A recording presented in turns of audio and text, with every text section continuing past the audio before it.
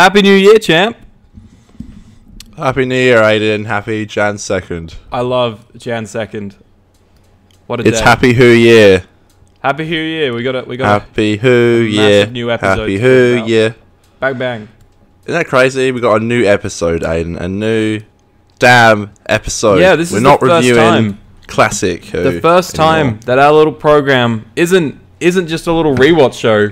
It's sort of a first thoughts episode today, isn't it?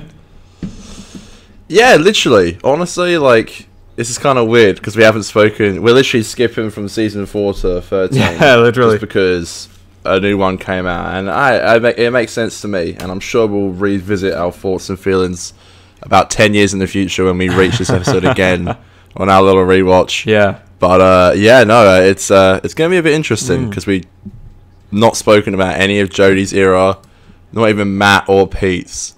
So yeah, we're just literally jumping straight to this. Yeah. So yeah, obviously, Revolution of the Daleks dropped today for us. So in the UK, it came out on New Year's Day at night time. So it came out early hours in the morning on the 2nd of January here in Australia. So Conor and I got up nice and early, watched it, and then we're here as soon as we can to record this brilliant episode. Brilliant episode of our show. Well, yeah, we'll see how we feel about it. We'll see what we think of the episode. We haven't actually said a single word to each other about what we think about it. No, made an effort not to. Hey, I think that's cool though. I think it'd be nice to see what we think about it. I'm really curious to see what you think. I think that you didn't like it, is what I think. But just knowing your track record so far. But yeah, that's, I don't know. So, ladies and gentlemen, boys and girls, welcome back to the 50% podcast. We are pretty much going straight into season 4 after this. So, we'll be starting season 4 on the, what is the day? 7th of Jan. Well, that's when we start filming it. Yeah, true. The first episode of season 4 will drop on the 11th of Jan for you lovely Monday 11th. listeners. So that's banging, right? We love Back that. at it, baby. Partners in crime. So, Conor, for the first time in 2021. Oh my god! Oh my god, wow, we haven't done an episode of this since last year. Crazy. Classic joke. Let's do the theme song of the 50% podcast. Baby, hit that sting. 50% podcast. And we're back. What's good? Today, Do you even have like a synopsis like you normally do? we've got a synopsis. I'm yet to see how much of behind the scenes and things like that we have. I did have a fun segment I might try and do, but I didn't have enough time to put it together between watching the episode and now. So That's all right. we'll see. That's all right. So today, like I said, we are talking about the brand new episode, Revolution of the Daleks, which is a special episode of the British science fiction television program Doctor Who, first broadcast on the BBC One on the 1st of January 2021. It was written by Chris Chibnall and directed by Lee Haven-Jones. The episode follows the 12th series as a New Year's Day special, continuing on from the Timeless Children. The episode stars Jodie Whittaker as the 13th Doctor, Mandip Gill as Yasmin Khan, with the final appearances of Bradley Walsh and Tosin Cole as companions, Graham O'Brien and Ryan Sinclair. It also features John Barrowman as Captain Jack Harkness, who returned to the series in Fugitive of the Jadoon. That's the episode. Didn't really talk about plot in that synopsis. Didn't mention the Daleks you guys at all. know it. You saw it. Oh, wait. Spoilers. Spoiler alarm. What? That there's Daleks in it? We're going to talk about the episode. Yeah. No, I'm just putting it out there for the audience. Oh, right. Yeah. Because, full spoilers ahead. Full choo-choo spoilers ahead. Full steam ahead for spoilers. So if you haven't watched it, go watch it and then come and have a listen to our little show. That is how it should be done. That is how it should be done, right? Kind of, I don't know, man. Do you wanna take us through the episode as you do? I know you probably don't know it as well because it's the first time you've watched it. I'll do my best, man. If you want me to, I'll do it. Yeah, and I'll chime in where I can. Have a bit of fun with it. Well, first of all, I want to ask, what time did you wake up to watch this?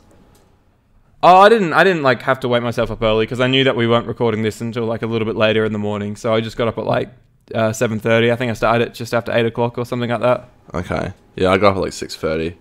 Started probably like 20 to 7. Yeah. And, you had to go out for a little breakfast though, didn't you? I did, yeah. So, and then I knew we wanted to film this as soon as we could. So, and I'm going out today as well. So it was like we just needed to film it. But yeah, interesting. It's nice to wake up for Doctor Who. It's very few things I'll wake up for. I was thinking, very few things I would wake up for. And Doctor Who is one of them. Yeah. At least I did care a lot about the show. I guess we'll jump straight into it.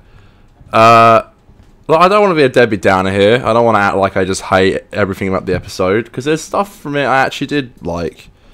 There's a lot of stuff I didn't, but I think we all kind of knew that I was going to say that. But no, I really did want to like it. I don't want people to think that I just was there to hate on the whole thing. But literally, and I noticed this a lot in Moffat's era. Like literally, the first frame pissed me off, where I did the. A long time ago, and I'm like, oh, for God's sake, come on, really? Like, I remember it happened in another first frame that pissed me off was in Doctor Mysterio, where it just started with the comic book, and I was like, oh, that's just gross. Like, that doesn't look good at all. And it has a little bit of a recap. I think first impressions are really important. Yes, so you want that first shot to be really nice, and if you're just gonna put a shit font. Like, to be honest, I think a little text thing, other than when used in Star Wars, because it's so, unique to Star Wars. And that shit is iconic, yeah.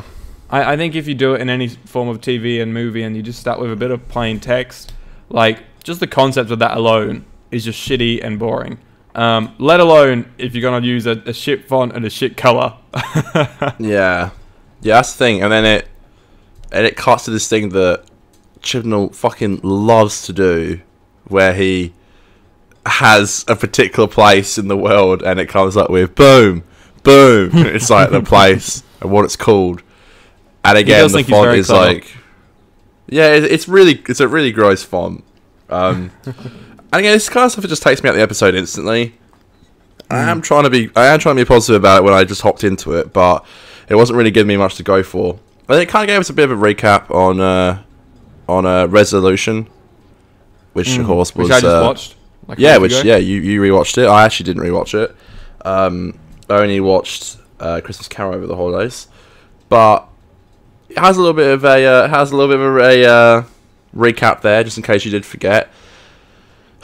There's this dumb scene where they're exporting a Dalek, and it's like, oh, can I stop for a cup of tea? It's like, oh, go on then, because it's you. And it's like this weird there's this weird comment about like his mum. I was like, is that going to play into stuff? And I guess it's just to make us feel sorry for him that he got killed, because he goes and stops at some random place, which I just assume somehow that person knew he would stop there, and then it's so silly.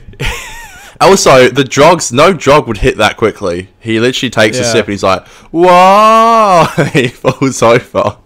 Yeah, I saw a thing though, and it was by the guy that makes all the behind-the-scenes documentaries on the collection Blu-ray sets. Yeah. Chris Chapman, and he put up a tweet and was like, "Hold on, so are you saying that every single service station that or whatever they replaced the worker there with someone working for Jack Nicholson or whatever? You know how he goes there, and it's just conveniently the place he stops is where the bad guy is there to give him the drug, like." Literally. What if he stops somewhere else? It's a bit silly. Again, it just takes you out of the episode. That's what I was thinking. I was like, oh, so this is a bit convenient that like the one place he stops at is the place where he gets drugged.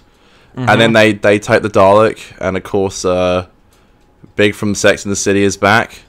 He's back. It didn't annoy me as much as I thought he would. No, I actually thought he was. I enjoyed him in this episode a lot more. I agree. Yeah, literally.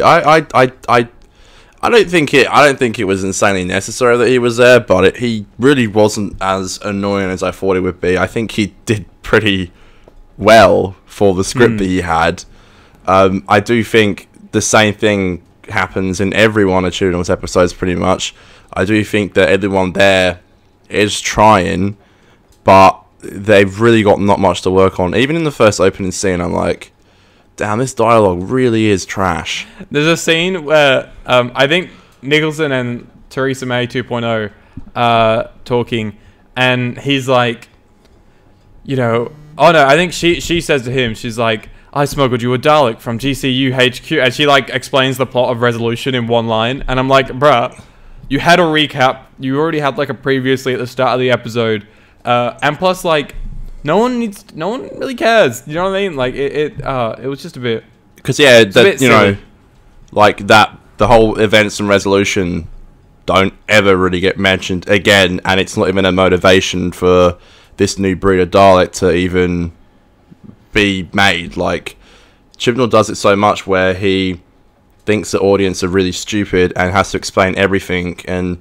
there's even that scene, not jumping ahead, but there's even that scene where they go to the where all the Daleks are being grown, and he does it for Jodie especially, which I really think bogs down her Doctor and makes her Doctor really just kind of standard, because she always has these lines where she explains every single thing that's happening, because she's like, that's a Dalek being grown, but that's because even the smallest cell from a Dalek can grow its own Dalek. And I'm like, we get it, like, that's why it's growing, that's why there's heaps of them. I'm pretty sure we know that. I'm sure we could put 1 and 2 together, that the cells worked.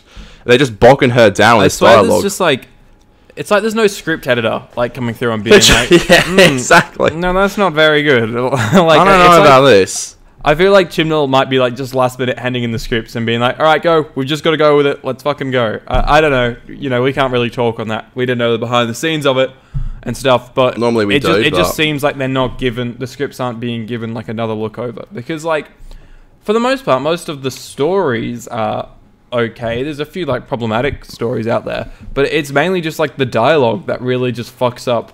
Feels like it's fucking up like everything. 100%, which is really it kind of boggles my brain. But to a more lighter side, because again, I don't want to just shit on it.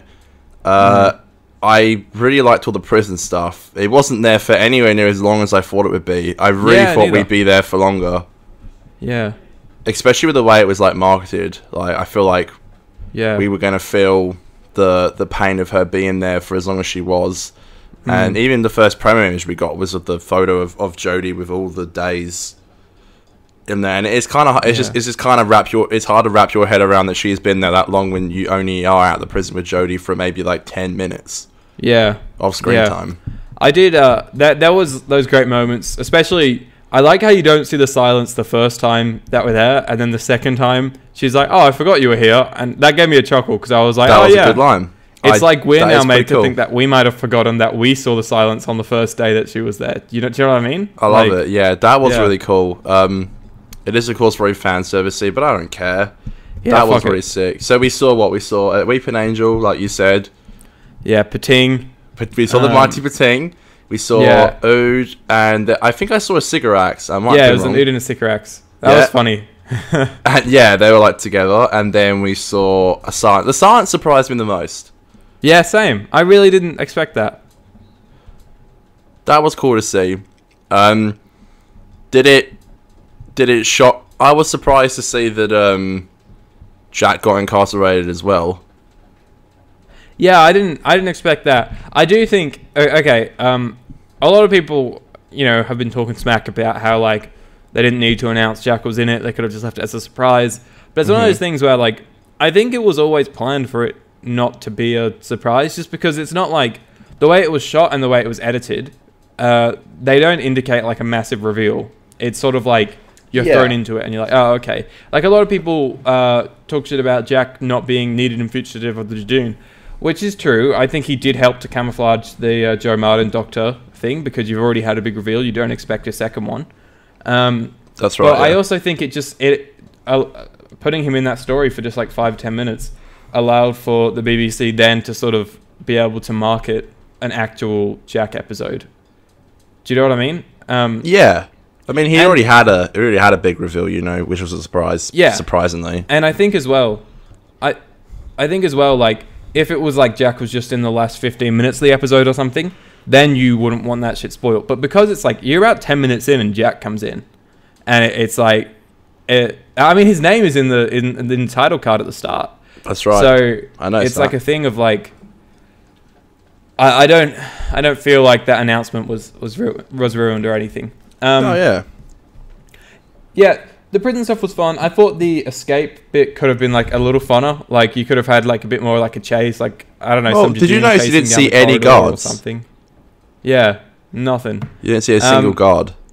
I think the idea is that it's like a pretty self-automated prison, which is fine. But like I don't know, even just some laser beams shooting out of the walls or something, like just to make it a little more epic. Also, another thing that took me out of the episode massively was that Jack is conveniently next to Jodie's cell. To be fair, he did say like it took me 19 years to get into the cell or something like that, like to get into the cell next to you. Again, though, doesn't that dialogue annoy you? Like, did he really spend? You really think that Jack would? I don't know. I just doesn't. Yeah, I think it's just like one of those lines that just feels very exposition heavy. I don't know. Yeah, like 19 years is fucking forever. We've only been on this earth for what, 22? Mm-hmm. Like, it's like that's so long just to do that. Yeah, it's just lines like that where you're like, true. Did you really think through the? I don't know. Did you just really think that line through? It doesn't really make much sense. Also, what annoyed me was, I loved their scene together in the TARDIS. I like how he says "you can talk," which of course he said in Utopia. But oh yeah, and also of course Jodie says we had some work done. So that's literally ripped from Utopia. But apart from that scene in the TARDIS, which really wasn't much, there were no like juicy scenes between her and Jack where they just sat for like 5 minutes, like Ryan and the Doctor did in the episode, which is a scene I really loved, by the way. But there wasn't a scene really like that where they actually just got to sit down and be like, fuck, I miss Rose. Remember all that shit we did? Oh my god, I haven't seen you in all these years. What have you been doing? Like, you know what I mean? I think it's like, that scene at the start, I think, was really good. I think it was a little weird that the Doctor was like, oh, I'm a bit fucked up right now. I was a bit fucked up back there. And then Jack was like, oh, but you're okay now, right? Like, he kind of didn't question that any further. I wouldn't have minded that so much if a little later in the episode they came back to it and had Jack like be like, so about what you said before, let's talk about that, and just like a couple of minute scene of them just her venting about the timeless children stuff, which I know she did to Ryan, and I love that, and I think it worked really well with Ryan. But I couldn't help but think that maybe it might have been a little more fitted to have that conversation with Jack. I don't know. I don't want to say it because it was really good with Ryan. Nah, it was. Yeah, but I just think having Jack there was a bit of a. It would have been good. Yeah, it's interesting. It's like we didn't get that scene with Graham either, or Jack. Like we didn't get a scene like that. Obviously they've been writing Yaz more into it because she's going to be taking over as the main companion, and they gave her a lot more to do this episode, which was good to see. But obviously Ryan got his moment. Jack got a smidge of a moment. But to be fair, what did Graham get? He was barely in it. Like, he barely did anything, really. And it's his last episode. He didn't get much. Yeah. I didn't know that, like I kept thinking, like, oh, maybe he does need a couple of lines and stuff here and there. But I don't know. I don't really think he needed to be honest. Like, it would have been nice. Maybe, like, an extra moment or something. Maybe when Graham and Ryan were walking through the Dalek ship at the end and they have that little joke, maybe that scene could have been a bit longer, and it not be played off as like a joke.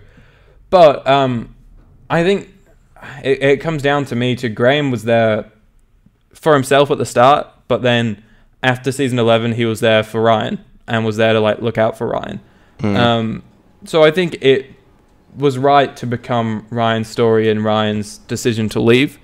And for Graham to jump on like that a lot. Because I think even though we chat shit about like Ryan's arc in series 12 being him throwing a fucking bomb, and then people are like, oh, what a coincidence, he rode the bike at the end, and yeah, that was cheesy and shit. But one thing that I did like that they did with that last scene, sorry, I'm jumping ahead here, with that last scene, is that Ryan riding the bike, he didn't successfully ride it. He fell off. And so it didn't become like his arc was he couldn't ride the bike and now he can ride the bike. It was, in the first episode, he was kicking up a tantrum about not being able to ride the bike. But by the end of this, he's persistent. And he's like, I'm going to fucking ride this bike. I'm going to keep trying. And then that becomes his arc a little bit more than just like, he can ride a bike now. Do you know what I mean? Totally, So, yeah. No, yeah. I think it was. I think it was it was a pretty good arc. Obviously, it could have been done a lot better, but I think the ending was sweet for them. And like you said, I do really like the idea that Ryan was kind of just like, yeah, to be honest with you, because you were gone. What was it? 9 months? 10 months? 10 months? Yeah. 10, yeah. I kind of like how, and it was kind of original that a companion was like, actually, you left and I found a life of my own, like, which is kind of related to the scene next with Jack and the Doctor landing in, I think it's Graham's living room or Yaz's, I think. But I really love how Yaz fucking shoved her. I thought that was great. I was like, that was good. I really liked that. I think scenes like that and stuff like that really, there wasn't a line of dialogue at all, but it showed the true nature of how the Doctor can really fuck up her companions. And I think doing that, and she comes to terms with it at the end. She's like, I could go back, and I love how she said as well. She's like, I could go back and I could try and change it. It's like, nah, it's done. Like, you got to be really careful and stuff. And I do really like how Ryan kind of has got a life of his own. And obviously Yaz got really caught up in her not being there. I thought it was, I mean, I'm sure you like that scene too. I thought the scene was really good. I thought it was really good. I really do love Yaz. I know, like I was saying it, that season 12 made me really love Yaz. And this episode to me just made me be like, fuck, Yaz is quickly becoming, one of my favorites. She's not quite there yet, but she's like getting this cool development. I find a lot of like relatability in her. And I love that she has a problem as a character. Like, she has this problem where she's so scared now scared to return to normal life. Like, every aspect of her life she wants to revolve around traveling in time and space and traveling with the Doctor. I can see them teasing possibly that she maybe fancies her a little bit. That is like, we talk a lot about how we don't want a romantic Doctor companion relationship just in general. And it's like one of those things where if they kind of maybe tease it here and there, and it's just like sometimes you don't know whether Yaz is like infatuated with the Doctor in a way of sexual intent or just out of like the excitement that comes with traveling with her and stuff. Right. I think that's like a fun line to not know. Do you know what I mean? And I hope they stick with a bit of ambiguity there. Yeah. I did get kind of like you said, like some vibes that she did have at least like a bit of a crush on the Doctor, which quite frankly I wouldn't put it past Chibnall if he was going for that. Chib loves to be in the newspaper saying he's the first person to do this and that, when I just wish he cared more about. I wish he cared more about actually the stuff he is talking about, because it actually does matter to some people. But to me, I get the vibe that he's not doing it to be like, I hear you people out there who are lesbian. To me, I think it's just him being like, I can do this for the first time, and I'll be in the paper, and I did it first, and me. I kind of get that impression. I don't feel like he's doing it to be like, this is for representation. I might be completely wrong, but that's just the vibe I get. I think for me, it's just like, it's hard to say. He does have a very inclusive writing team. But as a head writer, just being like a white male, I think some of these more that he's tackling so many PC issues as a white male writer. I'm not saying he can't write these stories. It's a weird time to be in, because as a white male writer myself, I quite often struggle with like, should I be telling this story? Is this my story to tell? I don't know. I don't quite know where I'm going with this. It is just a thing of like... No, I totally get what you mean. Maybe it would be nice, to see...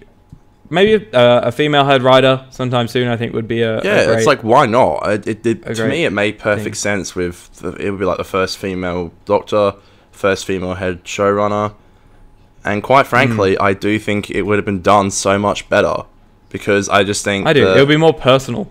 Yeah, totally. I'm sorry, I just think it would be. I don't really get it. I don't really get what they were trying to go for, because they're trying to tackle all of these like big issues, and they're trying to represent a lot of people, which is really good and fine. But the problem is, when it's done poorly, it really sticks out like a sore thumb, you know. And what it does as well, the worst thing it does, is it just gives people who are clearly just out there just to hate the show, it just gives them ammunition to fire back. Yeah. And it's like, sometimes it's hard to be like, defend the show when you don't feel like it could be at its best. And I get that vibe, and I really do think it's just down to head right. I mean, when I was watching this episode, I was like, man, I like just remember how good Journey's End was, or Stolen Earth. Like, that's a Dalek episode. It had a lot of characters in it, but it just worked so well. Always such well developed characters who've had seasons to breathe, who have had spin-offs to breathe, and it works so well. And he grew such a huge universe in just a couple of seasons and a few seasons of a spin-off. He did so good, and I don't know. It kind of hurts my feelings that like it's gone like this now.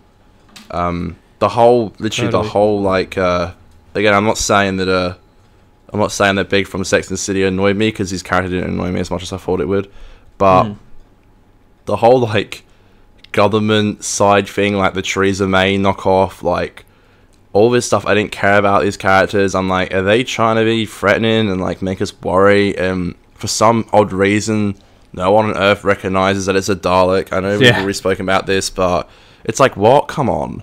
I tell you, I did kind of find it funny how there was like that Dalek, and it was like fire and water and like gas out. And I was like, that's pretty funny. That's kind of cool. You know what I found? Okay, two things I found funny. Firstly, in that water Dalek scene, that there's like a riot, and they just stood on top of a bridge. Yeah, literally, they just stood there watching it. Like, I did though put into my head, and the way I'm gonna, hopefully this is my headcanon, is that it wasn't an actual riot, and it was one of those like simulated scenarios to test the drone. That's what I'm telling myself. Could have been that, but I'm not sure. Well, then why does Theresa May knock off, so I hope no one gets hurt? Oh. Wow. Sorry, Aiden. Fuck. What was the second thing that was funny? What were you saying before? I've lost it. I said Theresa May knock off. I said the water, the gas. I don't know. I hate when that happens, honestly. It's the worst. Alright, yeah, that sucks, especially on a live episode. Anyways, continuing on with the story, we have what is it? Why can't I think of anything right now? Jack and Yaz, they go on their little walk, and that was a really, really good scene, I thought, because up until that point, I was like, okay, Jack's back, but fuck, he's just doing like the cheesy one-liners and stuff. For me, like, that's like a fun outer shell of Jack, but it's great when you get in there and you get serious, and that's why I love that scene in Utopia underneath the jet such engines. A great scene.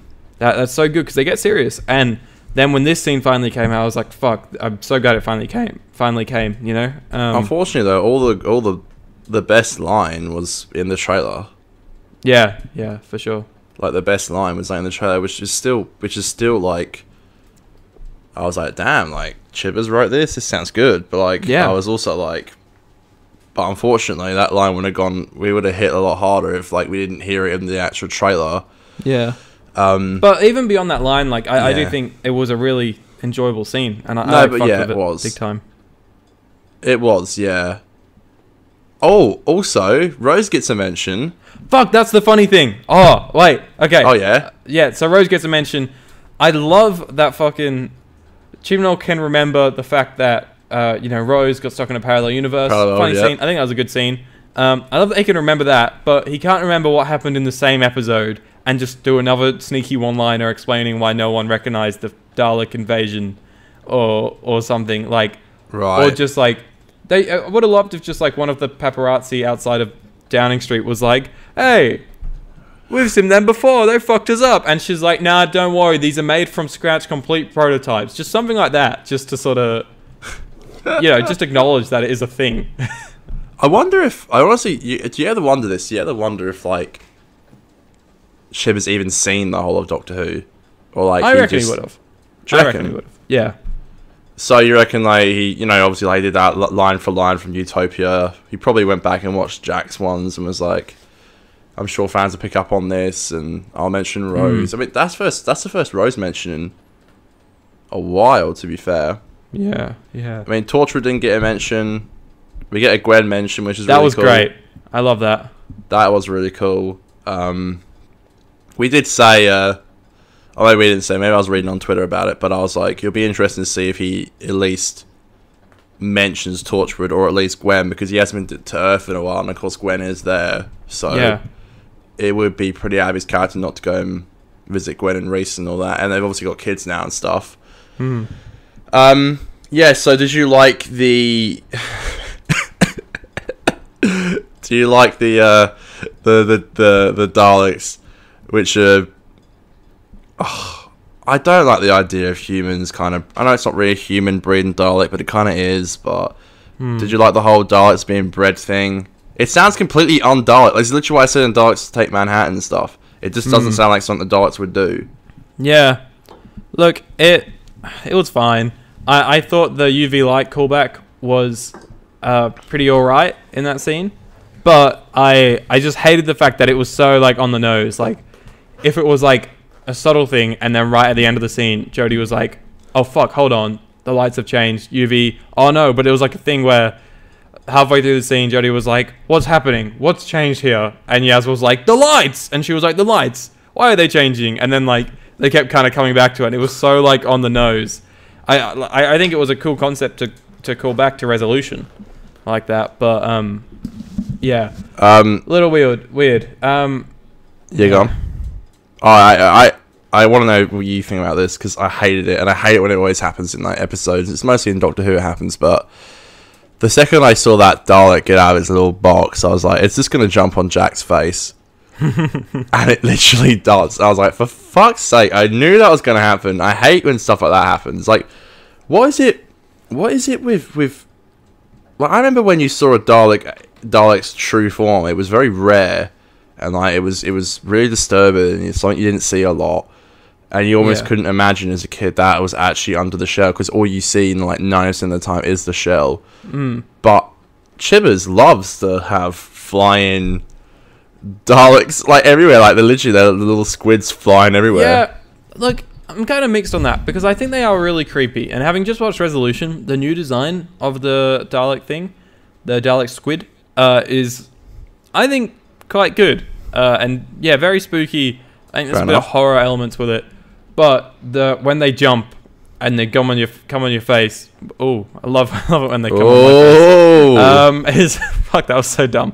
Yeah, it is like silly, and I'm not big on that part. But I like how they like wrap around and they control. I think maybe it's getting a little bit... I know they've only done it twice, but they've been big parts of the plot, and I think maybe could get a little bit overdone if they do it again. But I do like that they are sort of playing into, like, the Dalek is more than just a tank. There is actually something in there, which I think a lot of the time in Who gets overlooked. Yeah, that's a good way of looking at it. Actually, it's certainly interesting. It's really silly and dumb, but I do kind of like how, look, it wasn't done well, like execution wise, but I do kind of like how Jodie's like, I'm just gonna cause like a Dalek civil war. Oh, dude.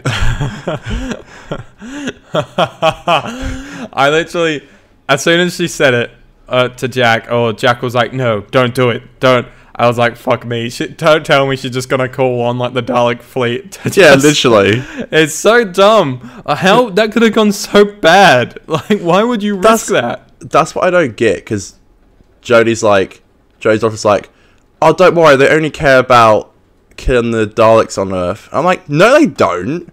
They want everyone dead. They're like, they think they're a supreme race, which means they want to kill everyone. So why... Yeah.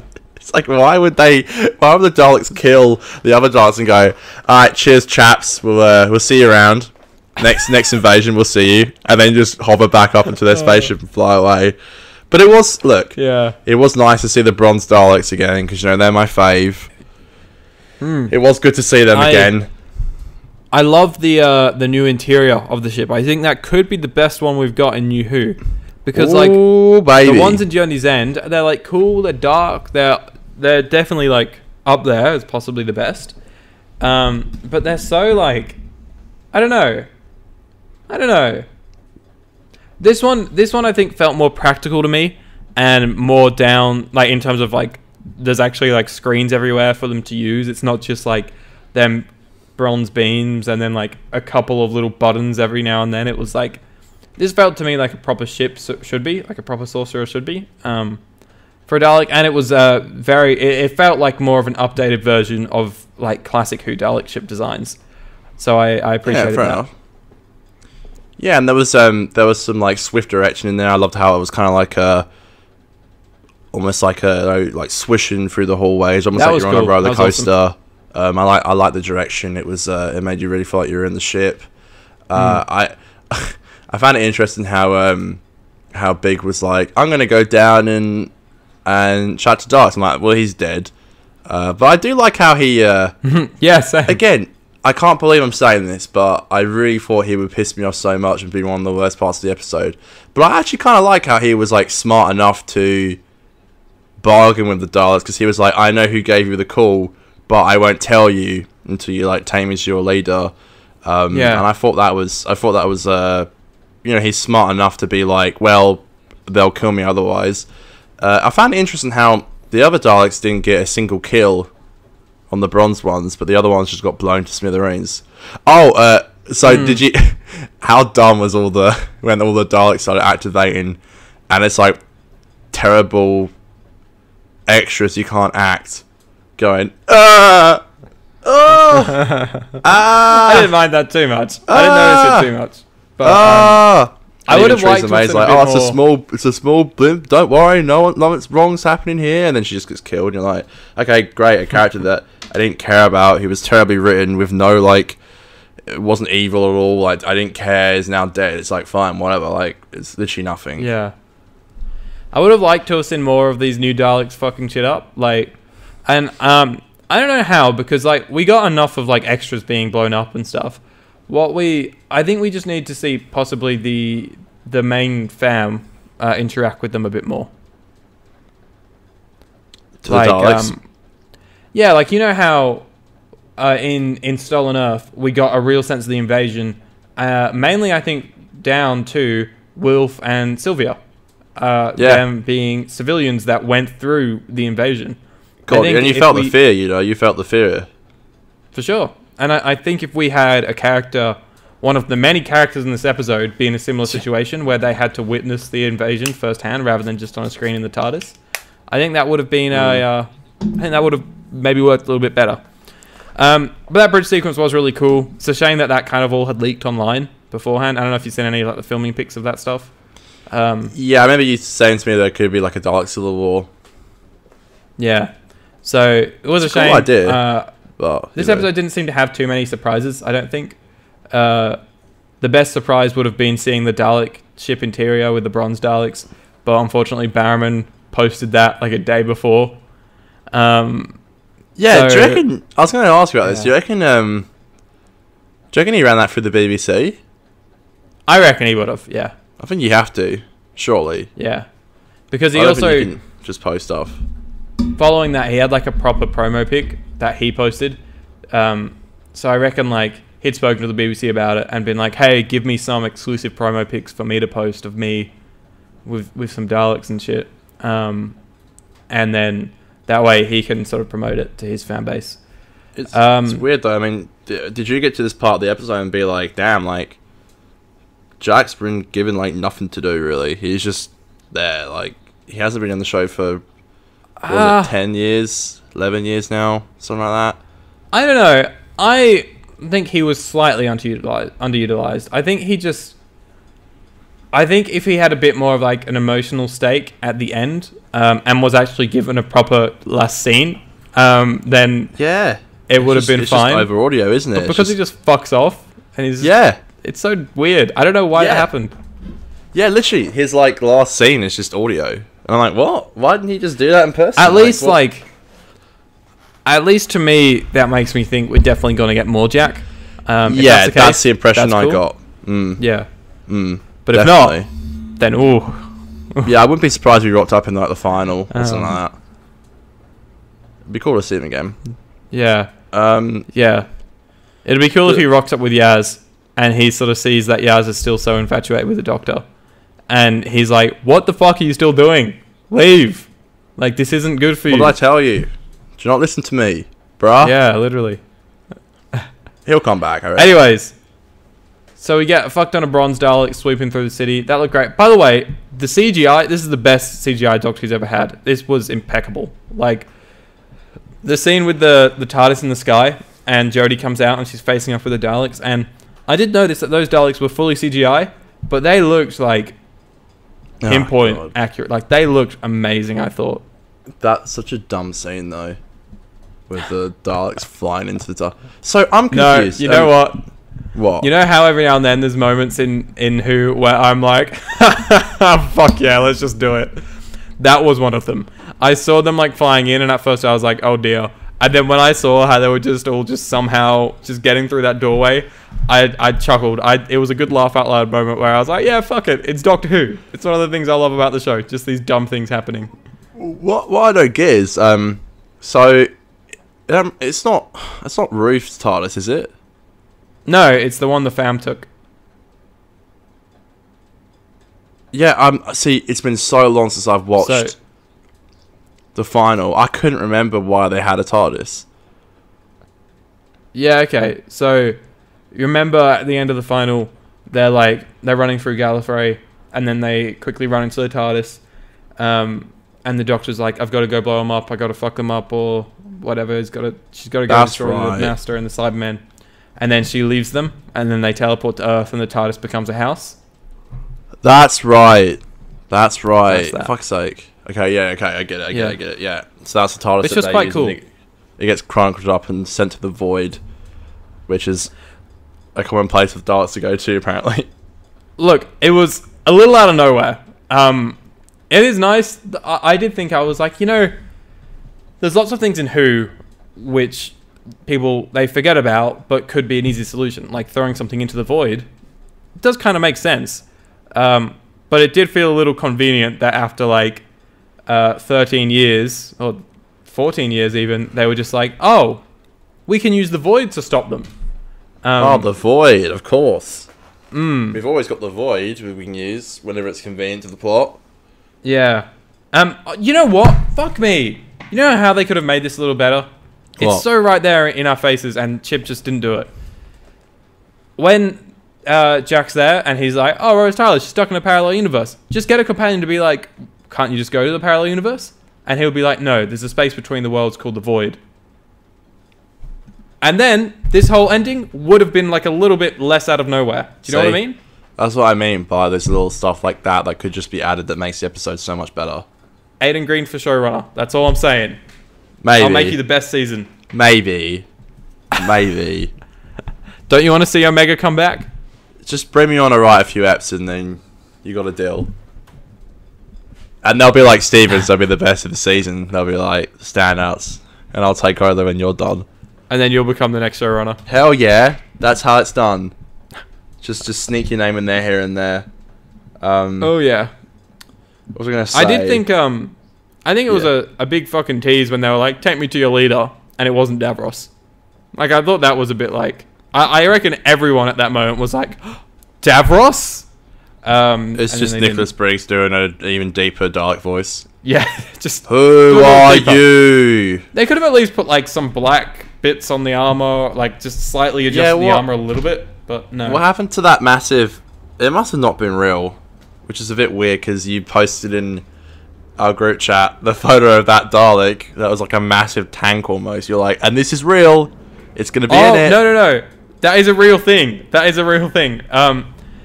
So, I don't know if any of the listeners know this picture or what this Dalek is, but... it was going around Twitter a lot. There's a big plane in the air right now. There was this massive fuck-off Dank Dalek... Dank Dalek? Dalek tank thing. Tank Dalek. Not the one from Time of the Doctor. It's just a... God. But there was this huge black Dalek, and I believe it was meant to be used in Dimensions in Time or something, which is the 30th anniversary special, which like the show had already been cancelled at that point, and then they just came back and made like a reunion special.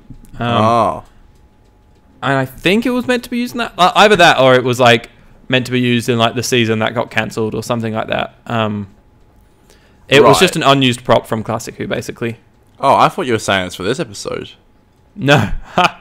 Oh, that's why I was like, that's like really bizarre and a different design to what the others look like. So that's why I was like, where is it? Like, Aiden said it was going to be in here, and it wasn't. I was like, fair enough. So yeah, the Daleks get sent to the void. Alright, I do love, again, I can't believe I'm saying this. And he's definitely going to come back because of the way that his like story finished in the episode. But I do love how Big's like, I'm a hero. I decided to talk to the Daleks, and I love that.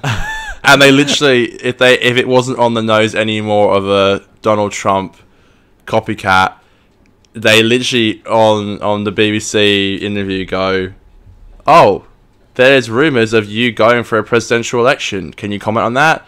No, I cannot comment on that at this time. I'm like, oh, for fuck's sake. Do you know what I thought? A line, obviously this was filmed, I think in January 2020. Right. So this is before coronavirus, or at least before coronavirus became outside of China. And there's a line in the episode where Biggs is walking off and he says, what the fuck is it he says? He's like, oh, no wonder people don't trust the experts. And I was like, that line has aged amazingly well. Yeah. Like now, because of old Trump being like, fuck the experts, and Trump thinking he knows everything, like has now made that line that was just a throwaway line have so much like impact. Yeah, I just thought that was really funny. Yeah, I remember when I read literally like a couple of days ago, and someone was interviewing Chib, and it was like, so, you know, obviously when you shot this episode, like, COVID wasn't really a thing. He was like, yes, and the parallels in the episode are massive with the Doctor not being with her companions. I'm like, bro, that was like 10 minutes of the episode. Yeah. Like, he made it sound like, and it was marketed as, I really did think that there was like a high possibility that the companions, I refuse to call them the fam, by the way. I think that's one of the worst abominations ever to call them. But I really did think the first half would be them trying to take on the Daleks by themselves and having some really cool character development. And the Doctor being stuck at the prison, trying to get out. And I thought Jack would be helping the companions, but no, it didn't go like that at all. Do you like how, again, skipping a little bit ahead, but do you like how Ryan says, we fought the mighty Pating? Yeah. Does Chib, is he just doing this because he knows people hated it? He puts the Pating in there. Idea. I don't mind seeing it again, but just to mention the mighty Pating. Another thing as well that just shows you how bad Chibnall's era has been. When they were listing all the villains they've taken on, apart from obviously the obvious ones like the Daleks and the Cybermen and the Pating, I didn't remember a single one that Ryan said. Which is really not great. Yeah. It's really not great. A little unmemorable. But yeah, so we get to the scene now where Jack is just calling the TARDIS and going, hey, I'm going to go visit Gwen. Bye. See you, everyone. Don't want to say goodbye in person. Fuck you all. It's like, what? Why did you just come in? So weird. But no, it's great to have it's great to hear Gwen, you know, about Gwen. Like, it's nice to hear her name, quite frankly. Yeah. And so what did you think about the scene with Ryan and Graham leaving? Because I quite frankly really liked it. I thought it was really good. This episode, regardless of its flaws, did something that no Chibnall era episode has done really so far, is give us just these long scenes of just character development. Now, I want to say on this, pacing-wise, I think this episode was too long. I think it could have been a 60-minute episode easy. Yeah. And I think that would I think cutting down a lot of the stuff at the start of the episode would have been good, because it just was such a slow burn at the start. But in saying that, I think these long scenes with the characters that were important were perfect, and they were really long, and I enjoyed that. They weren't long because it was dialogue, spewing dialogue. They were long because like someone would say something, and then the character would sit there and they'd react, and then they'd reply. It wasn't just like, I'm sad. Well, don't be sad, because it's alright to be happy. You know what? That's right. I like to be happy. Yeah, you should be happy. You know what? Good and point. then they like, that's like how a lot of Chibnall dialogue goes. I shall just like be happy. Back and forth, on the nose dialogue. This gave moments to beat, to have like beats, and for the audience to be with those characters really realistically.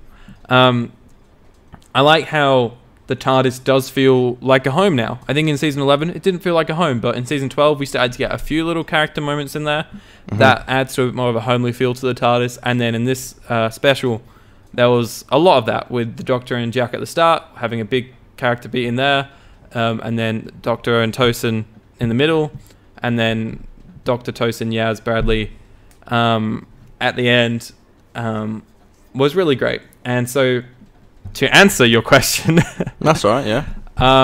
I really enjoyed that scene. I think it was well paced. Yeah, you're on the money there. I think the performances are great, and I think Graham, the fact that he just kept to himself and was stuck there for a moment, trying to think and be like, "Fuck, this is a good thing we got going here." But my grandson's got to be my priority is a testament to his arc. Maybe this all happened to season 2 late. But because this does feel like maybe it should have happened like mid-season 12 or something, just because there was no arc for both of those characters in this season. But yeah, I think that was great. I think it was great the way they set Yaz up in that scene for series 13, still with her like infatuation with traveling with the Doctor and shit like that. Like, she's like, I'm not ready to go, right? Surely that's right. I would have appreciated if maybe Ryan was like, yeah, that's fine. Like, I don't know, like something that wasn't like, no, it's fine, Yaz. Just keep traveling and escaping from the real world. It's fine. Like, I think maybe there should have been a bit more hesitancy there. I don't know. What did you think of that scene, Connor? Yeah, I know. In an episode filled with a lot of stuff I really didn't like, I think there were scenes like this that really I do like. And there's so many little things like this in Chip's era, which I really enjoy, and I just wish that he would. I don't know, I wish he would just like listen to some people sometimes, because I hear he doesn't read reviews and stuff or listen to reviews, which is fine, because you shouldn't get bogged down by everything, but you should listen to the fan base, and everyone loves these scenes.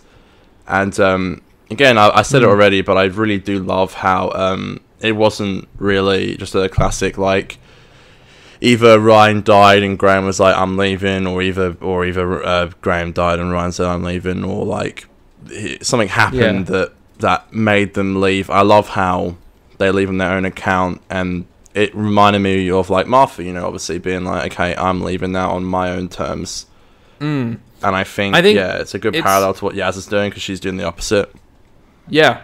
I think it's very real, and it comes down to a testament, I hate to say this, to their character arc. Even though maybe it's not been the smoothest journey, it still closes the arc. I think it's so easy in New Who for them to kill off a character and have like an emotional final scene. Yeah. But then that doesn't necessarily always finish off the arc, And like I saw, like Ace Creeper was saying, like he's kind of disappointed that like Ryan didn't die, and shit. But it's just a thing where it's like, not every character death has to be like a final. Like, why does it have to be so final? Why can't they go off and they can successfully live out their new life now that their arc is complete? I'd be very surprised if they don't come back for a scene. It'd be great, I think, if they come back. And they set up the whole psychic paper thing, which I think was cool. Yeah. I'm surprised they still want to do that kind of thing, considering it's kind of why they left, is to not do that kind of thing. But yeah, it's cool. That's literally what I was going to say. Like they left because they wanted to spend time with family and stuff. But then in their very last scene, they're like, "Well, we Let's go should to fuck Korea." off to some other country to see." And I'm like, "Hang on a minute! Like, I think it's cool that they're doing that." It almost reminds me of like a Torchwood thing or like a Sarah Jane thing with like their whole crew. Yeah. And I kind of like that, but I'm like, doesn't that just contradict the whole reason why you left?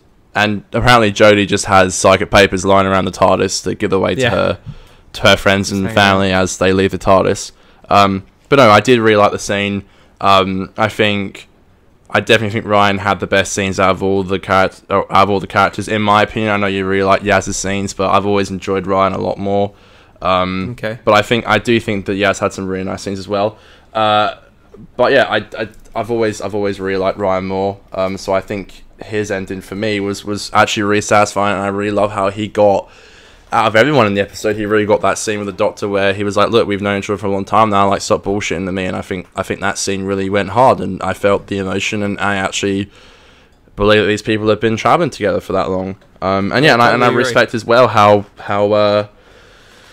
Graham, you know, he's always put Ryan first, and has been like, you know, I've got to be there for him, and if Ryan's leaving, then I'm out. You know, part of me, I know that they said it's their last episode for both Tosin and Bradley, but part of me was like, hang on a minute, is Graham gonna stay? Yeah, and it's just a lie. Because I was like, what if he does stay and it's just Tosin he's leaving? But no, they're both. Yeah. But I really do like how Jodie's like, I can go back and I can fix it, and yeah, it's like it's too late. And I think when they show the Doctor at he/she's vulnerability, I think it's always good. Again, I always say this. I always say that if you want to show it, hey, Leisha. Sorry, that's my sister walking past my room. I always think that when you show a character who is vulnerable and has like mistakes and is like flawed, that's when you can relate to them the most. I don't know why they're giving her like. There was like even that dialogue in that scene that was really good. One of the scenes that just annoyed me the most was like the dumb lines that Chibnall gives Jodie, where like Yaz is staying and she's like, "Yeah, go Yaz. Oh yeah, oh yeah, Yaz is staying. Oh yes, boo. Yeah, I'm like, hang on a minute. Why are you ruining this scene with this dumbass dialogue? Like that scene annoyed me. Yeah, and I'm like, just please, less of that this season. More rich, juicy scenes like that, and like the beginning of the prison was in my opinion Jodie's strongest performance part of the episode was when she was at the prison. I thought that was really good.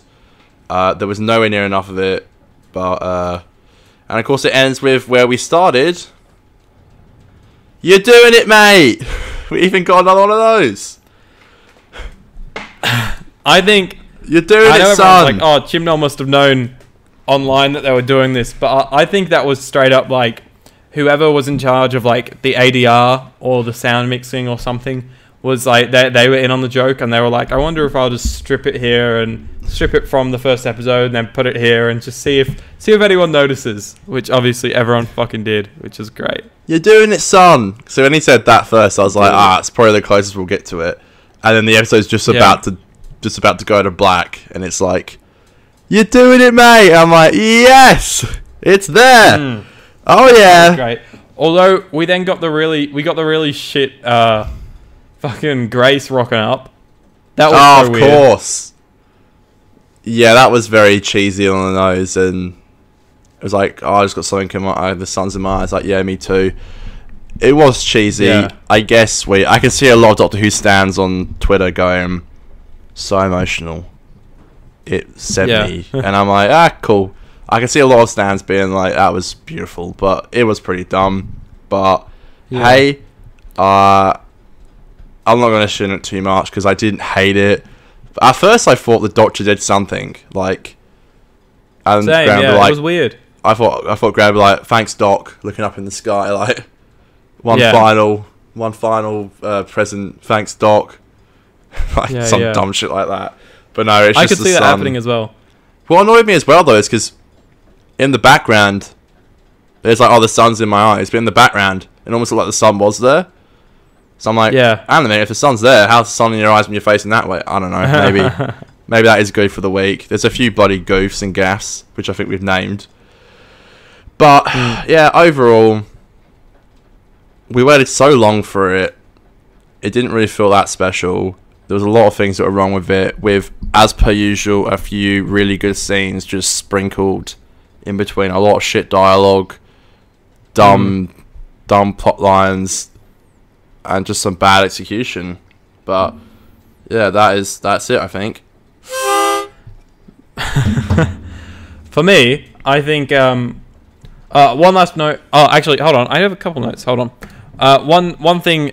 the way that the Doctor and Yaz's final scene ends, I think was amazing. When they leave, and then Yaz is like, it's okay to be sad.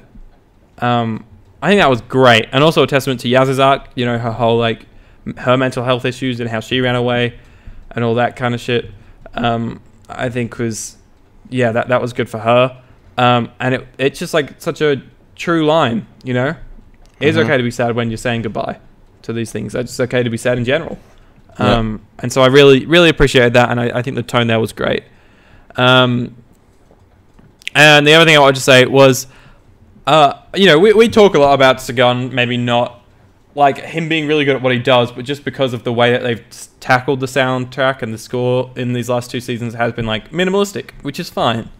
And he does a great job at that, but it's so easy to be like, oh, he's no Murray because Murray's there, like, dun-dun-dun-dun-dun-dun-dun-dun.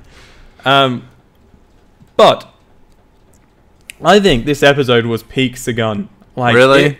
I didn't notice it like once. I think he had some great score in there. It just felt like, you know how you know how I was saying in The Runaway Bride, it felt the first time Doctor Who had been like, let's go to the movies and make that kind of a very cinematic feeling episode, and the score like complemented that. I think this episode did that too. It felt to me like the score was adding stakes and it was adding so much to each scene. And I hope they don't wait till Series 13 to release a score for it. I'd actually really appreciate if they just did a little soundtrack just for the one episode that just had a few bits of score on. Just because I fucked with it. I think it was good. That's good. I know you kind of just wrapped up your thoughts then. So just to wrap up mine, I enjoyed it. I think, yeah, there was some moments where I was like, oh, that's classic Chibnall, i.e. shit dialogue. I think, yeah, it was too long, and so the first half became a little bit boring. But there was some amazing character moments in there, which for me is what maybe set this episode above where a normal Chibnall episode would be.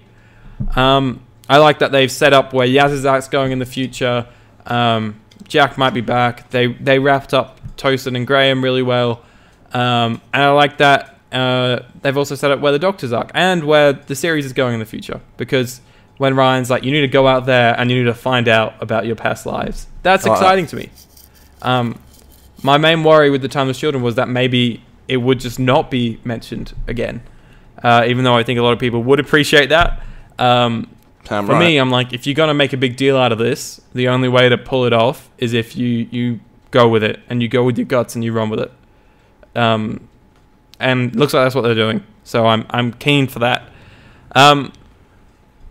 We do have... okay, here's a little segment.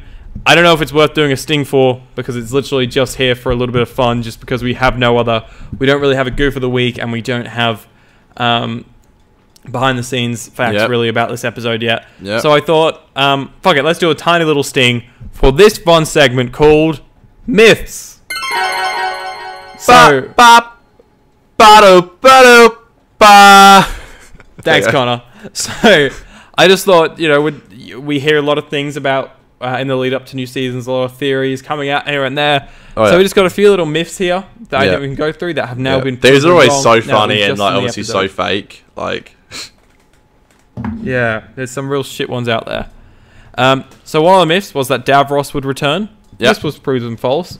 Although I think a cameo would have been sick. Like, I wish that Take Me to Your Leader bit was to Davros. That would be awesome. The prison the Doctor would be in would be revealed to be Sharda. This is unknown, so I assume it's just not Sharda. Sharda is like a prison from Classic Who. Right. Another myth is Graham and Ryan would die at the end of the episode, this theory was incorrect, as they were both leave the TARDIS alive at the end of the episode. That's about it, really. There was also a myth out there from memory. 2 myths out there. One was that a scene had been filmed and edited for the episode. Yeah, I was going to ask about that. Did that make it, or was that just a fucking lie? I'll talk about that in a sec. Okay. And then the second thing was that the mum from Resolution would be back. That's also there's one that we hear all the time, which is so funny, and I always know it's an absolute load of baloney. But there was a rumor on Twitter that David Tennant was going to rock up as the 10th Doctor. Yeah. We get it so many times. It's always... There are rumours that the 10th Doctor will show up. It's like, no, he won't. That's so dumb. There was one Jodie would regenerate as well. It's so dumb. So dumb. I love the Doctor Conor, community. Have you been on social media much since you've watched the episode? I have not seen anything from anyone. Okay, because I'm going to give you a news first here, because we've already got an announcement and stuff for Series 13. Oh, really? I don't know. I've not gone on anything. You don't know about any of this? Not at all. Not at all. I don't know anything. So... wow, are you pulling my leg here? What are your thoughts on... No, not at all. This is a news first thing. I seriously don't know this. Right, I'm really cool. Very keen to see what you're going to think of this. So, what are your thoughts on the Doctor and Yaz in Series 13? What would you want it to be just them, or would you like to see someone else come on board? Okay, so someone's obviously coming on board. Wait, is Jack joining them the whole time? No. It's not Jack, but someone's going to join them. Do you like the actor John Bishop? Rings a bell. Rings a bell. I believe... hang on, isn't he like he a was British in Doctor actor? Who already. John Bishop, hang on. John Bish. Oh yeah, I know this guy. Oh yeah, because he was rumoured to... oh yeah, I literally just looked here now. Joins... oh cool. This would be sick. Yeah, I know this guy. He's actually really funny. Yeah. Oh, so sweet. He's on the TARDIS for series. Okay, series I like 13. that. I think that's cool. Oh yeah, literally says here 7 hours ago, comedian John Bishop joins Doctor Who cast 7 hours ago. Okay, I think that's really cool. I did not see this. There's a little teaser out there as well. Do you want to watch it? Oh god. See, I did see. I didn't open it, but I saw that the BBC uploaded a trailer on YouTube because I get the notification because I got it on Bell notifications, but I didn't watch it. I thought it was just going to be Doctor Who comes back. Sorry, in 2021. Alright, I'll check it out now. Alright, right, tell me when you're playing it and I'll play it too. Okay, I'm bringing it up. Give me a countdown. BBC. Madness. You're hearing it first. We've got a reaction right here. Sorry, dead air. I'm trying to find it.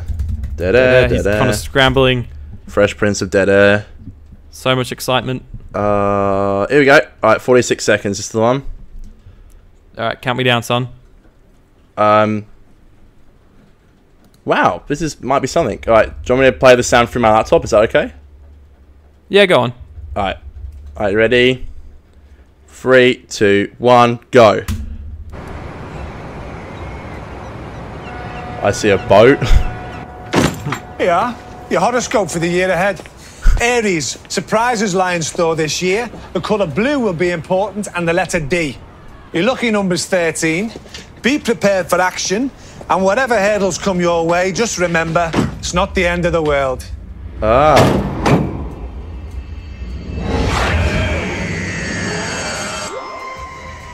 So, I did see that he was, spotted filming, here you go, it says spotted filming in Cardiff the Sontaran. So, I think that I knew that he was going to be in it, but I just thought that it would be just a one-off companion. But I think that's great casting. I'm actually really happy with that. I've always found him really funny, so should be cool. I do hope that maybe we get a bit of just the Doctor and Yaz, because I think there's a lot to say there. And from the Sontaran episodes, from what people have been hearing and reading from the slates and the calls on set, apparently that's episode 4. And with the Doctor and Yaz I don't know if you've seen the footage of them like arriving in the TARDIS, and it's just them two. Mm-hmm. So that's looking like that'll be the first episode where John Bishop comes in. So either John Bishop comes in episode 4, and we have 3 episodes of just the Doctor and Yaz before John Bishop comes on. I think that'll be cool. I'm for that. That would be cool. And then, I don't know, maybe because of John Bishop's schedule or something, they had to shoot all of his episodes first. Right. And then they'll go back and do Doctor and Yaz later or something. I don't know. I don't know what the schedule's like. Look, it is nice to know. It could be episode 1. We don't know. Yeah, it is nice to know that we'll get more episodes this year. Didn't you say it'll be around like August, September time? I don't think... yeah, I'm not sure when they said, actually. I think it was spring for I think I might have said autumn. Yeah. Autumn or... Oh, yeah, I said one of those. So I think we said it was around August. But that's nice. It's not as many as last year, but hey, it's definitely something. I think if he takes some cool stuff like he did with this episode, I think it could be a good season. They seem pretty set on getting it out this year as well, because Chibnall, he also just did like a interview or something after this episode aired, and he said to him and to the crew it was important for all 8-year-old boys out there, 8-year-old kids out there, that we get a new season of Who out in 2021. So it sounds like they're pretty set on it. I'm a little worried because I know the UK has just got into a pretty severe lockdown, so that does make me think that now that they've gone into lockdown, Doctor Who probably won't be shooting. Maybe, I don't know. We don't know. And so if they keep having to start shooting, they might end up having to delay things. But to be honest, I'd kind of rather them cut an episode than delay it, even if they just do a 6 or 7 episode season, rather than like 8 or whatever they were going to do. I think it would be good to have some Doctor Who at the back half of this year. Interesting. Okay, well that's yeah, I didn't expect that, but that's actually kind of cool news, and I'm excited for I'm excited to see where they take it with the Weeping Angels and Sontarans coming back. The interest in... I do think that the Weeping Angels stuff isn't for the show. I think that was for what's it called? I think that was for bloody that VR game or whatever they're doing. Hey, don't you dare play with my emotions. There's like a phone game for the Weeping Angels coming out. I reckon it's something for that. Maybe not. Hey, done. Well, to be fair, they showed a Weeping Angel. It would kind of make sense that they'll be like, and now here's an episode with them. Or maybe not, who knows? Yeah, perhaps. Well, at least sometimes come back. We will never know. Shit. Here we go again.